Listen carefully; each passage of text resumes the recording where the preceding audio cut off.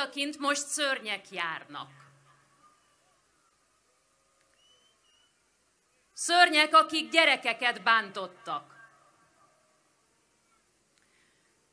Szörnyek, akik a gyerekek helyett a bántalmazókat segítették.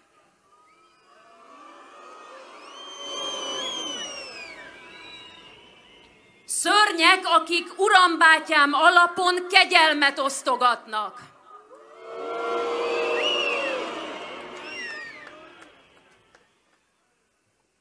A magyar állam csődöt mondott.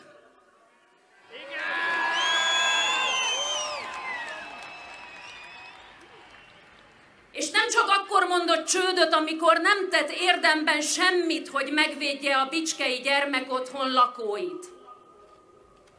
Nem csak akkor mondott csődöt, amikor szabadon engedték a pedofil ragadozó bűntársát.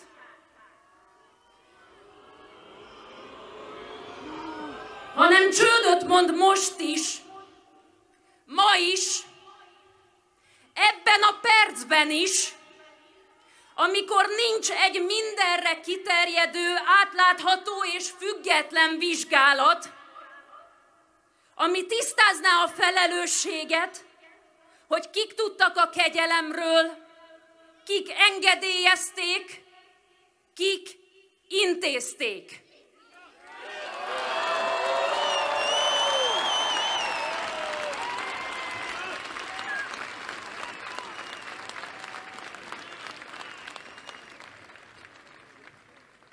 Nem kezdődött el a gyermekvédelmi rendszer és az ahhoz kapcsolódó jogi szabályozás átvilágítása.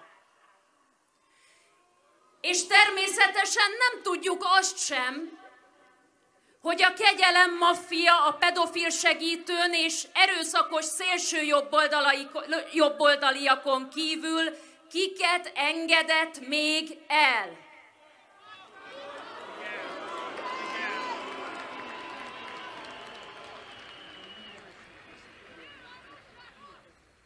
Hány ilyen eset lehet még? Nincs válasz. Csak ócska kommunikációs megoldások vannak. Ja, és lecseréltek 2 lélegző golyóstollat.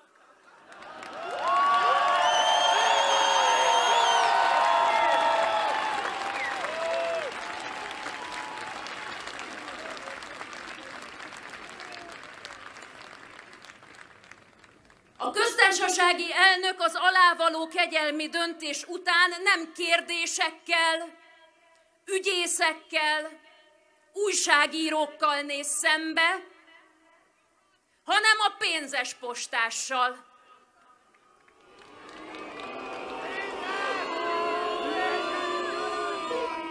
Aki mostantól élete végéig viszi neki a havi 4,5 millió forintos nyugdíjat.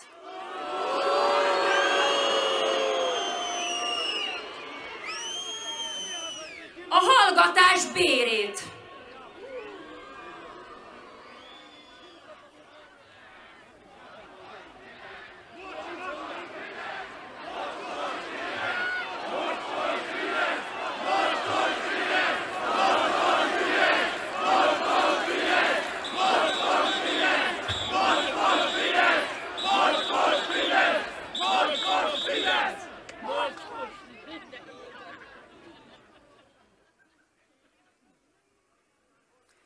A volt államfő büntetése, hogy élete végéig luxusban kell élnie.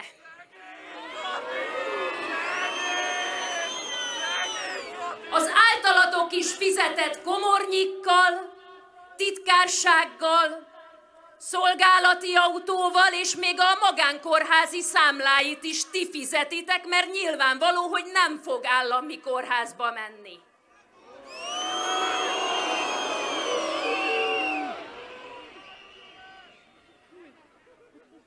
A magyar állam napok óta sunnyog.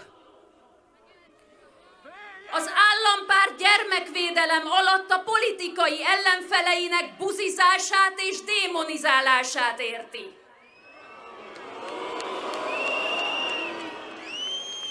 És még csak most fogják úgy igazán ránk szabadítani a poklot, hogy fedezzék magukat.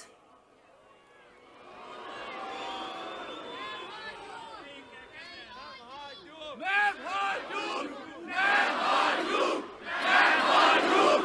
Nem hagyjuk! Nem hagyjuk! Nem hagyjuk! Nem hagyjuk! Nem hagyjuk! Nem hagyjuk! Nem hagyjuk! Nem hagyjuk! Nem hagyjuk!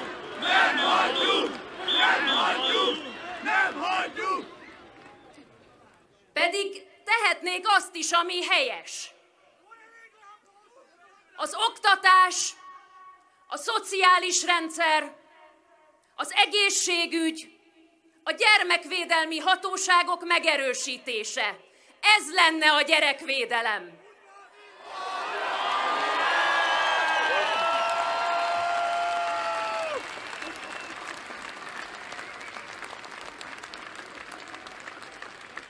Szigorúbb törvények, amik nem magyar emberek ellen hergelnek, hanem védik az áldozatokat. Ez a gyerekvédelem.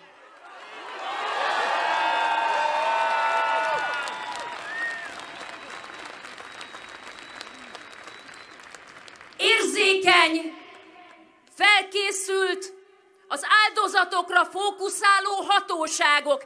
Ez a gyerekvédelem.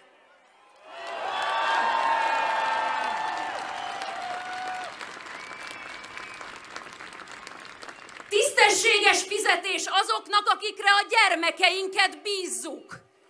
Ez a valódi gyermekvédelem.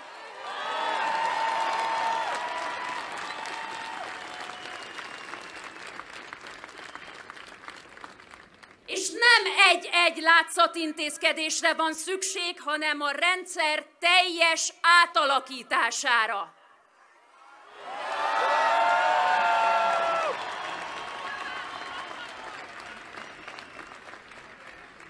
Mert ebben az országban minél kiszolgáltatottabb egy gyerek, annál inkább cserben van hagyva. Nincs elég fejlesztő pedagógus, nincs elég férőhely, nincs elég szaktanár, nincs kréta, nincs orvos, nincs WC papír, nincs nyitva hétvégenként a szülészet.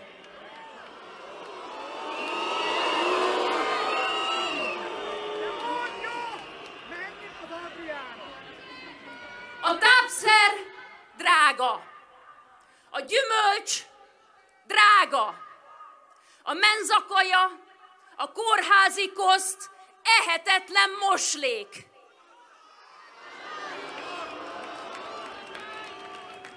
És ezeket mindenki elmondta már ezerszer.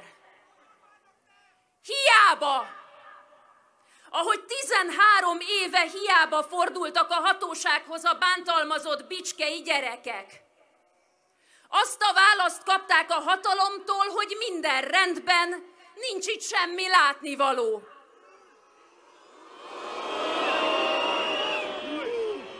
Majd pár évvel később még ki is tüntették János bácsit, a pedofil igazgatót.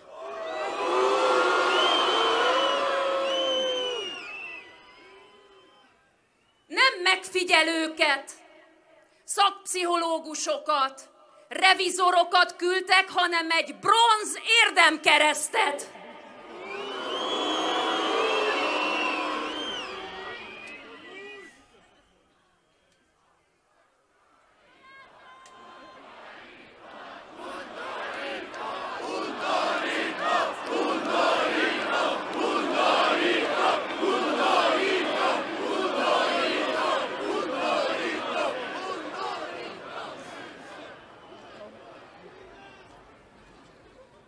Az állam és a magyar társadalom süket. Odakint most szörnyek járnak, és az állam a legnagyobb szörny.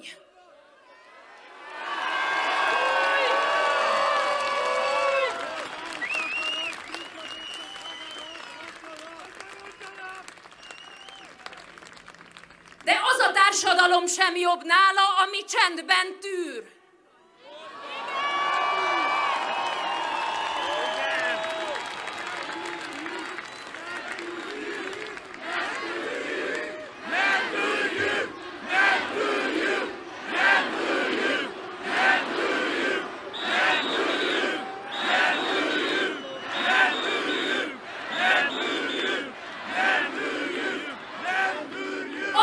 Társadalom sem jobb nála, ami elfordítja a fejét, ami még rajong is az elnyomóiért.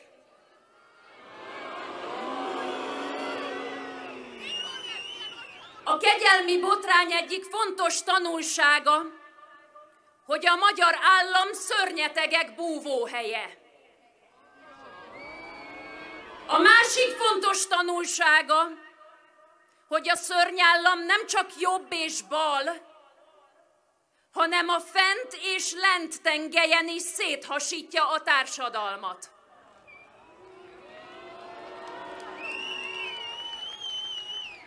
Egy kasztrendszerben élünk.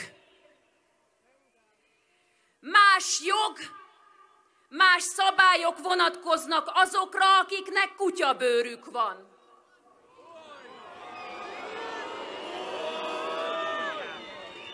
A püspökre, az ispánra, a földesúrra.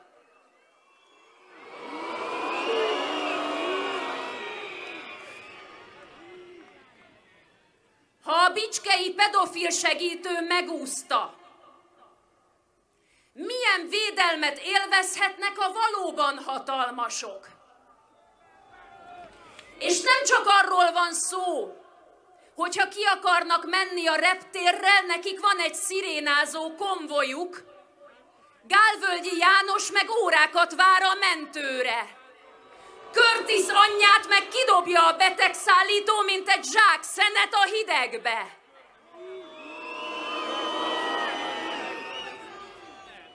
Ez a kegyelmi botrány arról is szól, hogyha holnap agyonver egy szétkokainozott oligarcha, akkor ne számíts arra, hogy igazságot fogsz kapni.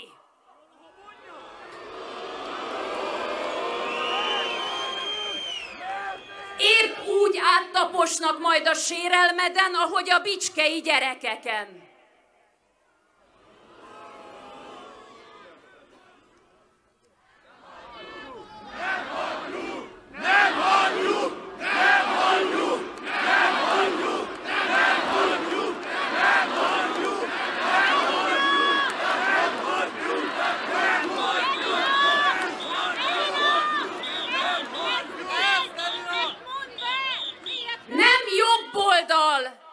Baloldal kérdése ez a mértéktelen romlottság. A politika törvénye, hogy az a hatalom, aminek nem kell félnie a számonkéréstől, így fog működni. Az a hatalom, amivel szemben nem áll társadalom, ilyenné válik. Az a hatalom, amitől nem követeljük meg, hogy polgárként, emberként viselkedjen velünk, az az árvákból prédát, a többiekből szolgát csinál.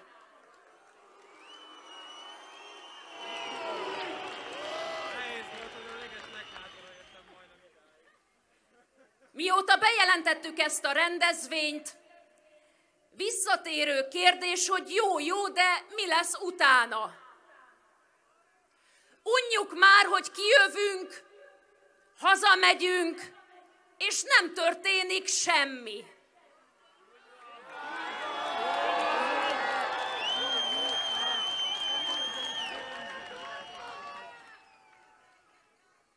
Én is unom.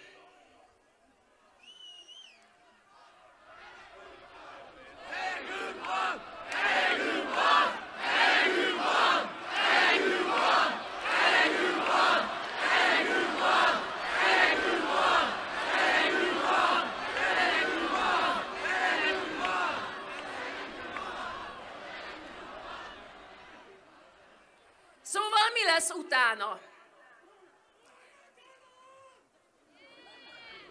háromféle válaszom van. A realista, a pesszimista és az optimista. Dilemmáztam, hogy melyiket mondjam el. Nem tudtam eldönteni, elmondom hát mindegyiket.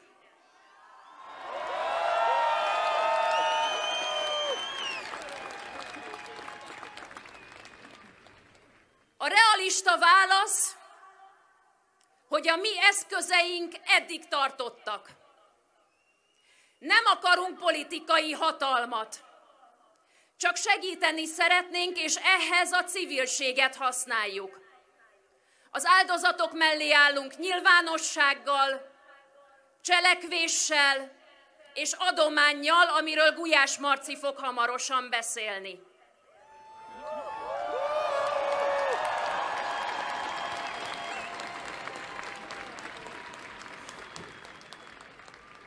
A pesszimista válasz az itt lévő párttagoknak és pártszimpatizánsoknak nagyon nem tetszene.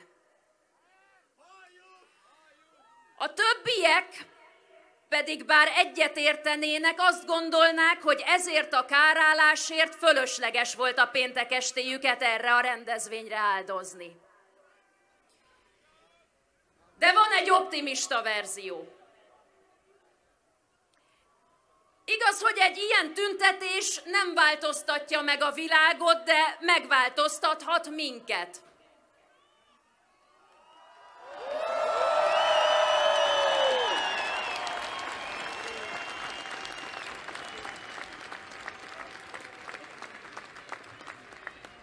A gondolkodásunkat, a mentalitásunkat, a tanult tehetetlenségünket. 50 000 demonstráló nem elég. Nem elég, de egy jó kezdet.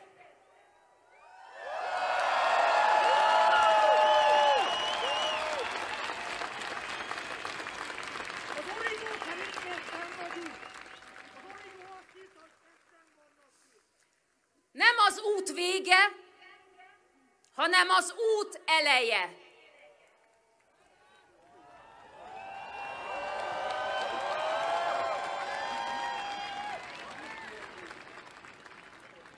Látjuk, hogy sokan vagyunk. Látjuk, hogy az emberségnek, a szolidaritásnak, a normalitásnak is van bázisa.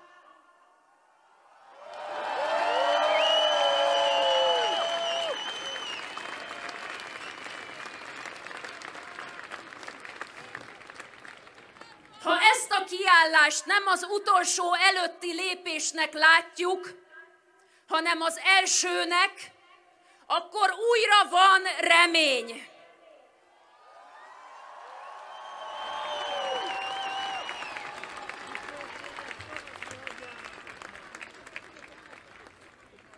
Van egy ügyünk, amiben minden jó érzésű ember a társunk lehet. Állítsuk magunk mellé a magyar társadalmat.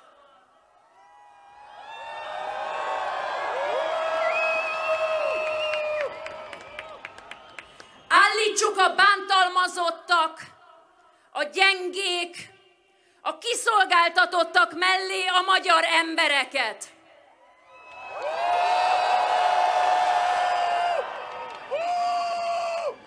Leginkább az árva és szegény gyerekek mellé, akiknek nem csak a fizikai és lelki biztonsághoz van joguk, hanem joguk van egy olyan országhoz, ahol nem a közöny és nem a gyűlölet uralkodik. Köszönöm.